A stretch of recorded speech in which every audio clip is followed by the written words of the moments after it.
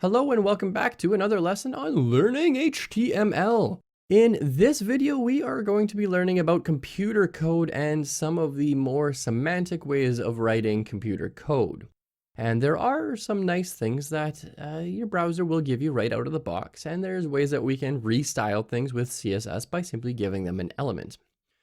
Now, what I'm going to do in this video is go over how we can write things like variables or sample code or just regular code in our page, and so that it's visually different from the other sort of text around it. So if we're writing a paragraph about HTML, we might want to use a particular tag to make that code stick out.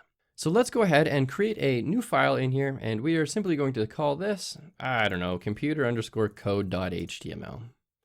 And let's give it an HTML, and let's see what this does. Let's see if this gives me all sorts of stuff. It's going to, isn't it? Oh yeah, there's some good stuff in here. Okay, so there are things in here that we don't necessarily want to deal with at the moment because I have videos planned for those already. So let's get rid of char set, your viewport, and the HTTP equiv, and your HTML lang is totally okay. That can stay. And the name of this is going to be computer code.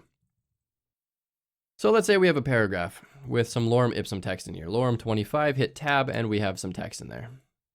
Let's go ahead and open this in Firefox. And we have a boring page. We went from nice and colorful, albeit somewhat obnoxious, to back to default. Alrighty, so we want to talk about some code in here. How do we specify code? So maybe let's actually get rid of that lorem ipsum and let's say, I want to talk about the HTML element. Okay, something like that. Refresh, and it just says, I want to talk about the blank element. Doesn't show up in there because we're going to talk about this a little bit later. But your browser sees this as an element, sees it as a nested element under the p tag, and doesn't know what to do with it. So we're going to have to get rid of this for now, and there is a way to actually make that show up. But we're going to get rid of the greater than and less than signs in there just so that we can see the word HTML. All right, we got some HTML in there. Now, the first one we want to look at is an element just called code. Just called code. And you can actually see that the font sizing changes a little bit. So let's go ahead and let's do a horizontal rule in here. And let's say code. This is going to look like computer code. And in here, we are going to say this is going to look like boring regular text. Let's get rid of that HR. Let's make that a BR. Haha! Nailed it, first try. Okay, so we have regular boring text right here, and below it we have computer code. Now, why is computer code important? Well, if we take the exact same amount of text here, put it on a new line. So we could literally say anything in here and I don't know, ... We need the length of this line right here, to match up with the length of this line. Watch what it does in our browser. Doesn't quite line up, not quite. I can do the same thing with the character L over and over again. So we're going to add a bunch of them in here. And again, in our editor, it's going to look like it lines up, but it doesn't in real life. But computer code will. Computer code will absolutely do that for us. So let's go ahead and add a BR here, and let's just add all these different L's. So L, let's just fill that. But we want it to match the same length as above. So this is, does this tell me how many characters? I have 40 characters selected here, and in here I have 40 characters selected. It tells me down here. And it makes them match. So the nice thing about computer code is like it makes it formatted sort of like our editor already does. Also, I'm just noticing that we have a lang attribute on the HTML element. I know that I'm sort of just throwing this in here, but lang basically means what language is this page supposed to be in. If you're in the US, it could be lang US. It could be lang CA, NCA, NUS. Or just English in general. Okay, so that's what the code tag does. Now let's take a look at sample. So sample, oh, did that give me a summary? Because that would have been great. This is fantastic for learning. The samp element represents a sample or quoted output from another program or computing system. Cool. So let's do this. This is going to look like sample code. Sample. And does that match up with the line above? It does indeed, because that is the same type of font. That is a mono-spaced font. So that's how you write some sample code. Very, very similar. Will code tell me the difference? The code element represents a fragment of computer code. This could be an XML element name, a file name, a computer program. Okay, so these are technically different, and it is semantically different. So it looks the same, but their purposes are different. So in our code, we are actually going to want to use something like, this file is called computercode.html. And sample code will actually look like sample code. So sample code, I don't know, let's write some fake binary in here. It's not even real, not even close to being real binary, something like that. Okay. So that's pretty neat. Next one, we also have keyboard, KBD. So what letter of a keyboard are you trying to get across to the user? So if you said to copy and paste, you would type KBD. Does that give me a description? Because that would be great too. If it does, I am highly recommending to use VS Code. And yeah, there it is. The KBD element represents user input, typically keyboard input, although it may also be used to represent other inputs such as voice command. The div element has no special meaning at all. Or code. The code element represents a fragment of computer code.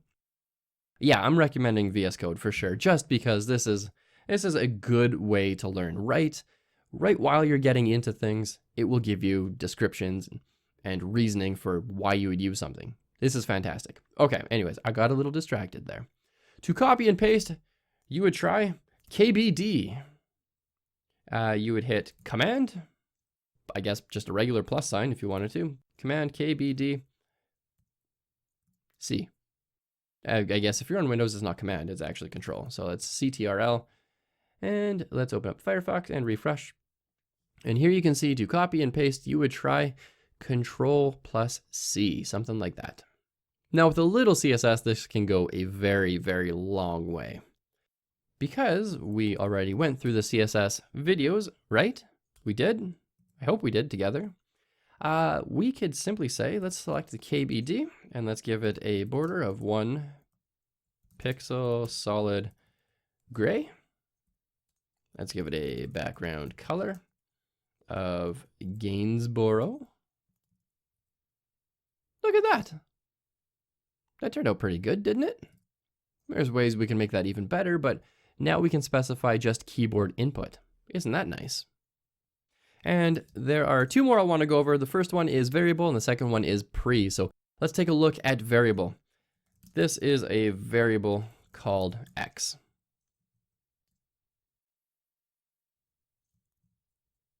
And what does VS Code think this one is? The var element represents a variable. Oh, really? This could be an actual variable in a mathematical expression or programming context. Yeah, so it's a variable. And if you don't know what a variable is, honestly, don't worry too much about that right now, just because when we get into JavaScript, we will be dealing with a lot of variables. This one actually italicized the code. While this is computer code, so it's all equally spaced, mono-spaced stuff, this one is italicized. So that's neat. And then lastly, we have the monster of them all called pre. And so let's put pre here. Pre is white space sensitive. So this is line 1. This is line 3. Look at that. This is line 1 and this is line 3. It's also white space sensitive in the sense that, you know how I've been saying HTML doesn't care about how much white space you use? It does when it comes to the pre tag. The pre element represents a block of pre-formatted text. I love that. Love that. That is so good. And so now you don't need BRs or anything in here. You don't need paragraphs. This is line number 5 because this is 4, and this one here is number 2. Look at that. And if we added all sorts of crazy spacing in line number 3, we will see, boom, look at that. That is nice, pre-formatted. Now, the one thing to note about all of these is it doesn't matter what kind of HTML you write in here. Let's say we just write the HTML tag. Hello. Hello still shows up, but we wanted to show HTML and close HTML. That doesn't work. So we need what's called an HTML entity. Now, HTML entities aren't something we're going to talk about right away. We're going to talk about that in a number of videos from now, but there is a way to make this show up. So if you're interested in that right away, you can just sort of skip on over to that particular video about HTML entities and then come on back over to this one, or I guess the next one, because this one's basically done. Now, your task for this particular video is your task. Create a new .html file. I don't really care if this one's from scratch or not. Periodically, I'm making you do it from scratch just as good practice, but for this one, it doesn't really matter. And then I want you to practice writing the code samp for sample, kbd, var, and pre-elements. So you have 5 of them in there. Practice writing one of each. So make a code sample, make a sample, that was a weird one to say, make a keyboard sample, variable sample, and a pre-formatted element sample. Once you are done all that, let's head on over to that next lesson, and together we are going to learn about some more semantics. We've already touched on it a little bit, but we're going to learn a little bit more formally about some of the semantics behind some of the formatting that we've already used.